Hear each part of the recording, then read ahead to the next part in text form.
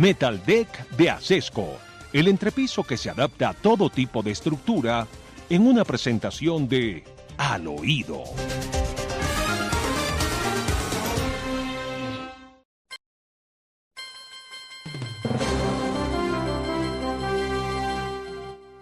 Les queremos contar en Al Oído, queridos oyentes, que el presidente Petro, como no hay problemas de seguridad en Colombia, como no hay problemas fiscales, porque el fisco está arruinado, como no hay problemas en la salud, como no hay problemas con los medicamentos, que viene prendido el problema de la salud, como no hay problemas en la educación, la cuestión del ICETEX, se fue a pasear a Panamá otra vez, como le parece.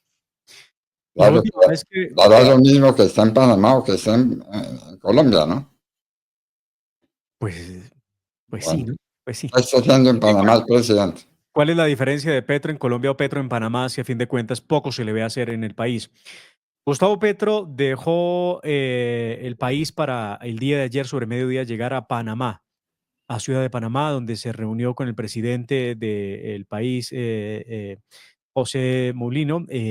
Gustavo Petro va a hablar de cooperación entre Colombia y Panamá. Eso es como el cliché, ¿no? Es la frase de cajón. Todos van a hablar de cooperación con el país vecino. Se quedó encargado de funciones presidenciales el señor ministro de Hacienda, Germán Ávila, amigo y camarada que fue de Gustavo Petro en el M-19, quien está al frente de la situación del país, y de acuerdo con la ausencia que dejó firmada ante el presidente, ante el Senado de la República, Gustavo Petro saldría o está por fuera de Colombia entre el 28 y el 31 de marzo del 2025 y deja a Germán Ávila en su reemplazo. Petro se reunió con el presidente José Raúl Molino. De hecho, hoy tendrá un encuentro con él también, Gustavo Petro, y se hablará pues de temas bilaterales, temas de seguridad, temas de salud, temas que tienen que ver con el tapón del Darién. Y vea usted cómo ha bajado el tránsito de ilegales a través del tapón del Darién. Una vez llegó Donald Trump y una vez el presidente panameño le dijo que le ayudaría en el tema de regulación migratoria. Se habla también de que Gustavo Petro tendrá un viaje del que no hay documentación o hay soporte de qué va a hacer allá, pero va a estar en Bocas del Toro. No sé si es que va el presidente a descansar un poco en la playa, de pronto necesita un rato de esparcimiento y de tranquilidad, a solas o bueno, qué sé yo, acompañado, pero de pronto necesita eso y por eso va a Bocas del Toro. Aún no sabemos qué todavía, porque a eso. Entre tanto, Colombia arde y el ministro, presidente encargado, dice que él no tiene por qué controvertir a su presidente Gustavo Petro. Las cosas que hay que ver. Vea usted, doctor Fernando, estas fueron las declaraciones de el señor Germán Ávila, el ministro de Hacienda y presidente encargado o encargado de funciones presidenciales por Gustavo Petro. Que dicen que no tiene visa. Que ya le voy a contar. Dicen que no tiene visa. Vamos a escuchar qué fue lo que dijo Germán Ávila en su primera declaración pública como ministro de Hacienda de Gustavo Petro. Hacienda, en función de su relación con el presidente de la República, y he escuchado en las expresiones de varias personas opinando acerca de la realidad económica del país y plantean la necesidad de establecer una relación de distanciamiento con el presidente de la República. A ellos quiero manifestarles claramente que yo soy el ministro de Hacienda del gobierno del presidente Petro, yo soy el ministro de Hacienda de una propuesta de gobierno que ganó las elecciones, que tiene una propuesta de trabajo, un plan de desarrollo que cumplir y que con el presidente mantenemos una continua y permanente coordinación de las políticas y que realmente mi función no es ni la de ser el contradictor del presidente ni el encargado de controlarlo, al contrario. Yo creo que la retroalimentación permanente que tenemos con el presidente de la República es una necesidad.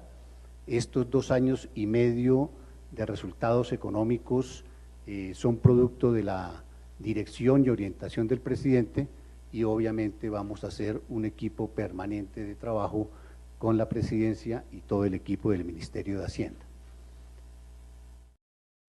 Bueno, cuando dice que los resultados de los 2 últimos años se deben al presidente, ¿se está refiriendo a la crisis fiscal?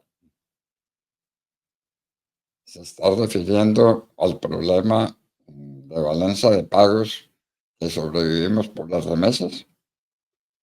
¿Se está refiriendo a la crisis económica que hay en el país, que es enorme? ¿Se estará refiriendo al desempleo, que es galopante? ¿Al empleo informal, que es dramático? ¿Cuánto tiempo lleva este ministro Mar? No, doctor Fernando, no lleva más de una semana el ministro Ávila en propiedad. Y habla de los contactos permanentes que tiene con el presidente de la República.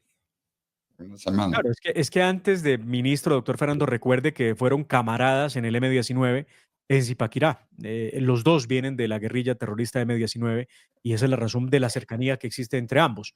Pero en materia económica, Germán Ávila, doctor Fernando, si usted me lo pregunta, no es un economista reconocido de trayectoria que haya tenido unas ejecutorias importantes al frente o no de unas u otras entidades en el país. No es eso. O sea, Germán Ávila no es un hombre reconocido por su trayectoria en temas económicos en el país. ¿Y lo de la visa? Y lo de la visa es que le están preguntando y no ha querido responder. Vamos a ver si es que no la tiene. Pero al parecer, doctor Fernando, el señor ministro de Hacienda de Colombia, Germán Ávila, no tendría visa para poder ir a los Estados Unidos. Y se lo están preguntando, doctor Fernando, porque es que el señor Ávila tiene que ir a Estados Unidos a hablar de la renegociación del Tratado de Libre Comercio con ese país, que fue una de las promesas de Gustavo Petro. Pues vergonzoso que haya un funcionario del gobierno Petro, que yo no sé cuántos los hay, no tenga visa para poder ir a los Estados Unidos. Asunto que no me parece de menor importancia, al contrario, me parece muy grave que no la tenga. Bueno, y hay una resolución del Ministerio de Agricultura peligrosísima. Petro va por los gremios agrícolas, va por la Federación de Cafeteros. ¿De qué se trata esa resolución del Ministerio de Agricultura? Veamos la resolución, doctor Fernando, que plantea unos temas bien preocupantes. Es la resolución 052 del 2025 del Ministerio de Agricultura, que reglamenta funciones de inspección, vigilancia y control sobre las asociaciones campesinas y agropecuarias nacionales. Esta resolución del ministerio va más allá de lo que le permite hacer la Constitución y la ley al incluir, óigase muy bien, y tome nota si usted está en el gremio agropecuario, tome nota. Incluye sanciones y medidas que solo deberían y pueden ser definidas por el Congreso de la República. Pero la ministra de Agricultura, la señora Carvajalino, y Gustavo Petro se saltan por encima la Constitución, la ley, y determina que va a haber sanciones y que va a haber multas, inclusive por parte del Ministerio de Agricultura. Esto pareciera, doctor Fernando, va dirigido a los fondos parafiscales que manejan algunos de los gremios en el país. Recuerde que esa ha sido una de las fijaciones que ha tenido Gustavo Petro, poder acceder al presupuesto que tienen los gremios en los fondos de parafiscales. Lo cierto es que aquí hay que revisar de cerca esa resolución. La Sociedad de Agricultores de Colombia ya se manifestó preocupada por la resolución y los cafeteros también lo han hecho, doctor Fernando, porque este es otro intento del gobierno de Gustavo Petro por tomar el control de los gremios. Recuerde que se ha sido una constante en él. Ha querido imponer su propio gerente de la Federación de Cafeteros, ha querido crear unas asambleas permanentes en la federación y no lo ha logrado. Esta medida definitivamente está vulnerando el derecho a la libertad de asociación, que se lo pasan por la faja, con esto tema de una intervención indebida en la autonomía de las asociaciones a través de los artículos 38 y 39 de la Constitución y de los tratados internacionales. Pero además, doctor Fernando, esa libertad de asociación que tienen los productores del país no se puede ver menoscabada por esta resolución del presidente. Vamos a ver si la demandan y vamos a ver qué dice la justicia frente a esto. Pero grave, grave el panorama para las asociaciones y para los fondos de empresarios y de agricultores en Colombia con esta medida que pretende Gustavo Petro a través de esta resolución que ya está publicada, lo que significa que estará en firme. Bueno, RTBC le está rindiendo homenaje a Tiro Fijo. Tal para Aunque atrás, parezca diríamos, ¿no? increíble. Sí, aunque parezca increíble, doctor Fernando. Este es uno de los momentos en los que hablan de Tiro Fijo como si se tratara del hombre más romántico, el más especial. Escuchemos. Anda ahí hablando con un pajarito. ¿Quién Sí. se imaginaba eso, no? Es que sabe que solía hacerlo de hablar con los animales, de decirles, de hablarles, así como a sus mascotas, a las mascotas que tenían los. ¿Qué es eso? Esta es increíble. Esta es la imagen y el relato que hacen desde RTBC, donde pareciera que le estuvieran rindiendo un homenaje al terrorista alias Tiro Fijo, Iván Marulanda Vélez, que fue el jefe de la guerrilla de las FARC, doctor Fernando. Como si se tratara de verdad de qué clase de persona, cuando usted fue un terrorista despreciable, que seguramente todos recuerdan por sus innumerables ataques terroristas y órdenes en contra del derecho internacional humanitario, en contra de todo derecho. Crímenes de guerra y de lesa humanidad. Una infinidad de órdenes de captura y de condenas tenía este sujeto, del que hacen tremenda exaltación en RTBC. Era Ahora lo que dirán, faltaba. sí, ahora dirán RTBC que eso no era exaltación.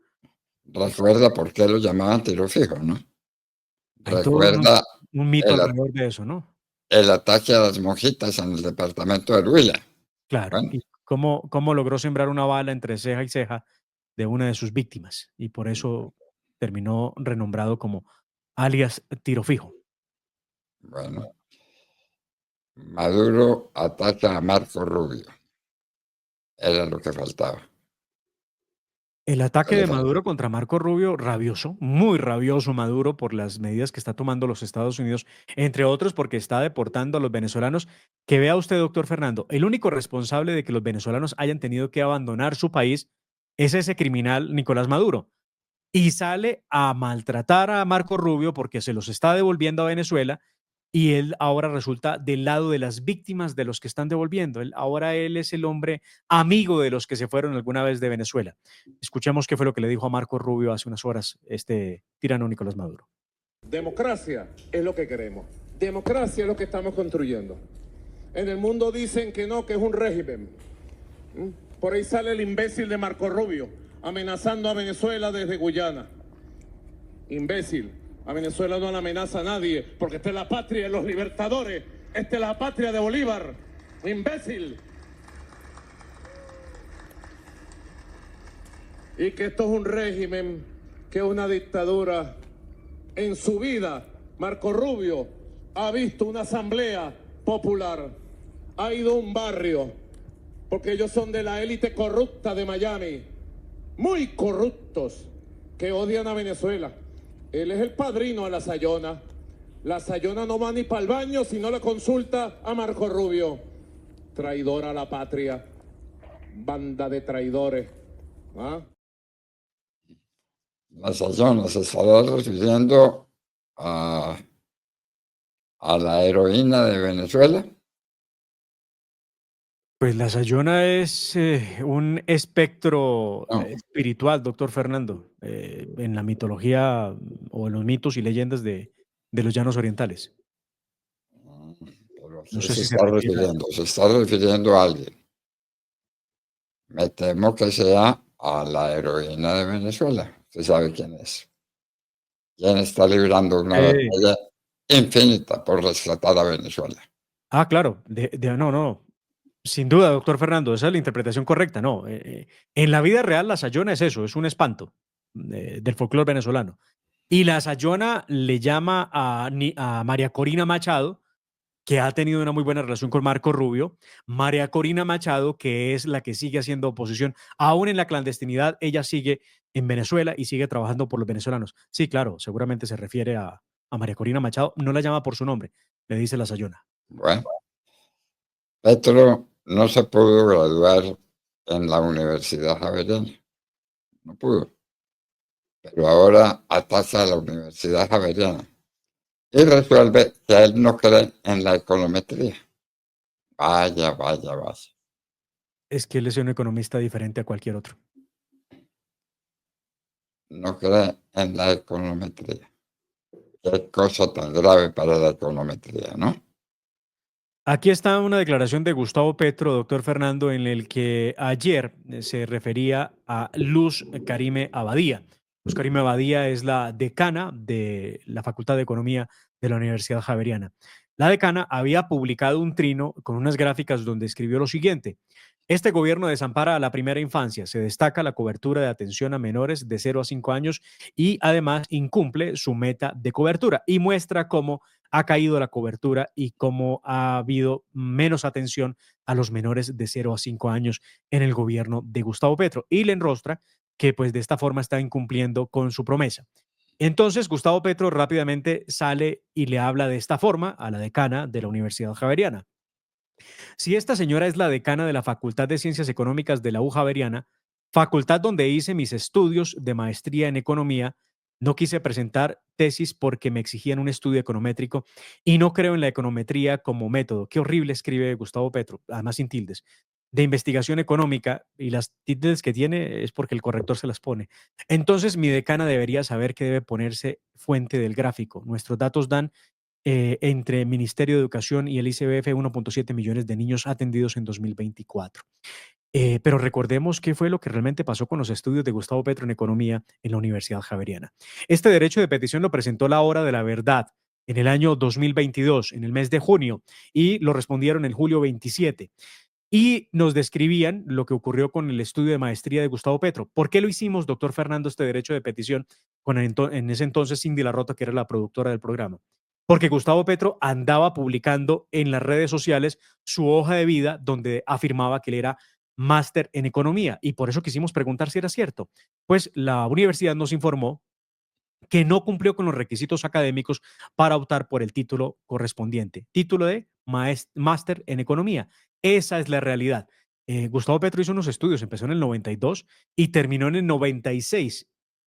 3 años intentando graduarse de economía y no lo logró. Y esta es la primera vez en la que él dice por qué razón no se graduó. Dice porque no le gusta la econometría y porque supuestamente lo obligaban a hacer un trabajo de grado con bases econométricas y que a él no cree en la econometría y por lo mismo no lo hizo. Todo un rebelde. Mientras tanto, siguen traída la imagen de Petro. Bueno, al fin la gente está entendiendo qué clase de personaje la gobierna. Y sigue siendo una imagen, doctor Fernando, de verdad me parece que alta. Alta, realmente. La imagen de Gustavo Petro sigue siendo alta. Imagen que empezó en el 56%, imagen positiva, cuando Petro inició en agosto del año 2026, del año 2022. El 56% de los colombianos tenía una imagen positiva o favorable de Gustavo Petro. Impresionante. El 56%. Y ya va en el 32% de imagen favorable.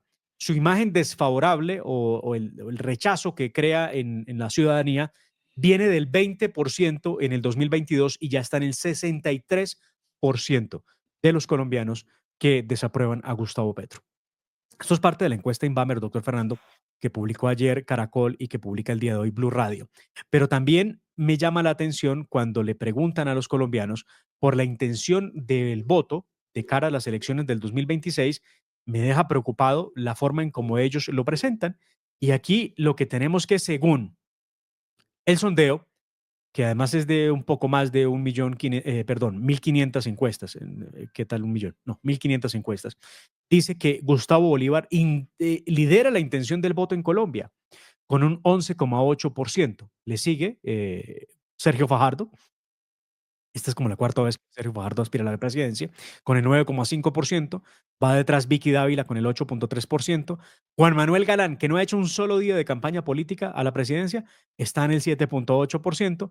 Vargas Lleras, que está saliendo en el 7,3%. Claudia López ha caído durísimo, está en el 6,8%. Sigue Miguel Uribe con el 4,8%. Daniel Quintero con el 4,7%. Alejandro Gaviria, el exministro de Educación de Gustavo Petro, en el 4,4, exministro de Salud también de Juan Manuel Santos. En el 4,2 está María Fernanda Cabal, 4,1, Iván Cepeda, 3,8, JP Hernández, 3,7, María José Pizarro y Carlos Caicedo, el de Magdalena, en el 1,8% de intención del voto. Eso es lo que dice Inbamer, pero acá hay un temita que me parece curiosísimo. Entonces Inbamer dice que tenemos esa intención del voto, doctor Fernando, y mayoritariamente esa intención va por Gustavo Bolívar.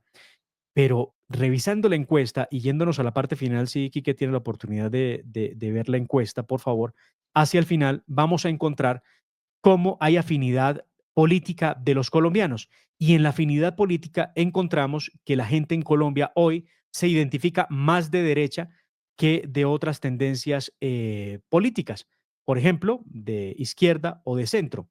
Le voy a dar los datos concretos, doctor Fernando, frente a esa afinidad. Vea usted. De izquierda se identifica el 18,6%, de centro el 25,4%, de derecha el 32,3% y no tiene corriente política el 23,6%. Entonces, mientras la izquierda tiene el 18% y la derecha tiene el 32%, el que gana la encuesta en intención de voto es un hombre de extrema izquierda como Gustavo Bolívar. Ahí sí no entendí. Bueno, en fin. Pero el que paga la encuesta es el que recibe los datos que busca, ¿no? ¿Recuerda a Álvaro Gómez Hurtado y su filosofía o su concepto sobre las encuestas? ¿Cómo no? Las encuestas son como las morcillas. Todo mundo las disfruta hasta que ve cómo se hacen o de qué están hechas. Bueno, avanza proceso contra Benedetti en la Corte Suprema. Sí, señor. Armando Benedetti intentó hacerle el quite por un tiempo, por lo menos el proceso que avanza en su contra, por el caso Fonade, uno de los tantos ministros de Gustavo Petro que está imputado, ¿no? Porque recuerde que Laura de Sarabia también tiene un proceso, recuerde que toda la gente que estaba alrededor de la unidad de gestión de riesgo está procesada, sus exministros están procesados por el escándalo de la unidad de gestión del riesgo y por supuesto su ministro del Trabajo, Antonio Sanguino, está imputado como también lo está Armando Benedetti por el caso Fonade. La Corte Suprema de Justicia confirmó que el caso de Armando Benedetti pasará a la sala de primera instancia en la Corte Suprema, porque se rechazó un recurso que presentó Armando Benedetti contra la decisión de acusarlo por el delito de tráfico de influencias en el reconocido caso de Fonade. El pasado viernes 21 de febrero, la defensa de Armando Benedetti recusó el proceso en su contra al considerar que ya había presentado se había presentado una falta de determinación en la conducta y en las circunstancias y que no existía mérito para que esto avanzara. Pues muy bien, la Corte definió que sí hay mérito y avanzará el proceso contra Armando Benedetti en la sala de primera instancia de la Corte Suprema de Justicia. Bueno. Benedetti. Ay, Dios mío, bendito. A propósito, recordemos que la gente puede revisar en la hora de la verdad y leer entero la parábola del elefante, ¿no? Sí, señor. Aquí mismo dejamos el link para que por favor ingresen en el link, por favor, y descarguen la parábola del elefante. Podemos ver, por curiosidad, cuánta gente se ha acercado a la parábola del elefante. Ya revisamos a ver si tenemos oportunidad de tener el dato de cuántas personas han descargado el libro de la parábola del elefante a través de la hora de la verdad y también a través de nuestro chat de WhatsApp. Ahí también ustedes tienen. Es la historia completa que hicimos del proceso Chumel con Ernesto Samper. Escribimos el libro La parábola del elefante, haciendo referencia a lo que dijo cierto dignatario de la Iglesia Católica. Si a uno se le entra un elefante a la casa, lo tiene que ver.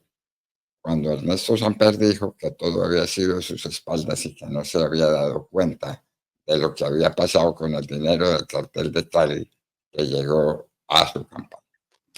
Bueno, solamente en el link de descargas de la hora de la verdad, doctor Fernando, según nuestro sistema, tenemos más de 1,863 personas han descargado el libro La parábola del elefante, que está en PDF gratis en la página de la hora de la verdad. Muy bien. Bueno, en redes, en la consulta popular de Petro para terminar esta jornada de al oído. La consulta popular de Gustavo Petro, doctor Fernando, se está enredando y ahora se inventó Armando Benedetti, se inventó Gustavo Petro, que lo que harán es preguntarle a través de un sistema virtual a los colombianos qué quieren que les pregunten en la consulta popular. Eso no es... Sanamba. Sí, sí, sí. Sanamba. Eso es una muestra de la improvisación al 1000%. No saben qué preguntar, entonces le van a preguntar. Vamos a ver cuánto nos va a costar el sistema, ¿no? Porque esto no es gratis. Vamos a ver cuánto. 700.000 millones de pesos. Ah, no, digo yo, sí, ese es el costo de la consulta. El costo que tendremos que asumir para pagar el sistema que va a diseñar Gustavo Petro y Armando Benedetti para preguntarle a los colombianos qué quieren que les pregunten en la consulta popular. Qué horror, qué horror. Este presidente es una cosa muy especial y como no tenemos problemas ni de seguridad, ni de economía, ni de educación, ni de salud, se va a pasear a Panamá. Se va para Panamá. Mientras tanto, en Colombia, el registrador le dice al señor Petro y Armando Benedetti, lo mismo el procurador, les recuerdan que aquí hay unas dificultades. Si pretendían hacer esa consulta popular el día de la elección de consultas internas de los partidos, están equivocados. Aquí está el registrador haciendo claridad sobre cómo podría llegar a ser ese proceso de consulta popular de Gustavo Petro. No es posible. La ley, si no estoy equivocado, 1757 señala claramente que no es posible que esa consulta se convoque con otro mecanismo o ejercicio electoral. Luego, 3 años, prácticamente Colombia va a estar en permanente proceso electoral. Y déjeme decirle aquí, digamos, antes de responderle lo económico, que es un tema bien importante, porque aquí estamos hablando de si el recurso, de si el proveedor, de si el ejecutivo, de si el legislativo. Estamos hablando de una serie de cosas muy importantes, pero no estamos hablando de una más importante aún, pues nada más y nada menos que de la democracia. Bueno, de manera que eso tenemos, no estamos hablando de la democracia, no estamos hablando de la pobreza, no estamos hablando del Catatumbo, no estamos hablando de la costa pacífica, no estamos hablando del Cauca, de los 80 heridos que se han presentado en los últimos días con los ataques de las FARC, no estamos hablando de la crisis fiscal del país, ¿no? ¿Para qué? ¿Para qué? Hablemos de la consulta popular. Bueno, queridos amigos, eso era lo que teníamos para contarles el día de hoy. Y volveremos, ¿no, Demar? Sí, señor. El próximo lunes se nos acabó el festivo que teníamos. El festivo fue este que pasó y la semana fue corta, se nos fue muy rápido, pero venimos la próxima semana desde el lunes con ustedes para estar aquí en La Hora de la Verdad, doctor Fernando. A las 6:00 de la mañana estaremos con ustedes el próximo lunes, Dios mediante. La familia Ramírez duerme tranquila porque su techo está bien hecho. Bien hecho como las cubiertas Acesco. Por su doble capa protectora, son ultra resistentes a la corrosión y al paso del tiempo. Para que tu techo quede bien hecho, exige calidad Acesco. La Hora de la Verdad está en redes sociales. Encuéntrenos en Twitter como @Hora de la Verdad. También estamos en Instagram como @La Hora de la Verdad Oficial. Todo nuestro contenido informativo al alcance de sus manos. Somos La Hora de la Verdad. Dirige Fernando Londoño Hoyos.